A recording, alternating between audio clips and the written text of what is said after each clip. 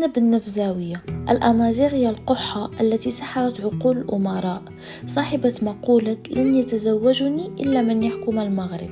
كانت زينب جميلة وقوية، وكان عندها واحد نسبة ذكاء اللي مرتفع بزاف، وكانت زوجة صالحة وقائدة عندها واحد الخبرة سياسية كبيرة. شاءت الأقدار وزينب غتزوج بيوسف بن تشافين. كان كيتشاور معاها في كل شيء، الصغيرة قبل من الكبيرة. يوسف من نهار اللي تزوج بزينب هو كيشوف غير الربح. كانت دائما كتقول له سوف أجعل منك سلطانا تحكم المغرب بأسره. حتى واحد المرة جا ولد عم يوسف وبغى يتولى على الحكم، ويوسف كان متوتر بزاف. هنايا زينب غادي تعطيه واحد الخطة اللي غتخليه يكمل في الحكم ويزيد يوسع في الحكم ديالو على المملكة ويتغلب على ولد عمه. الخطة غادي تنجح، ومن هنايا أصبحت زينب من أعظم نساء المغرب.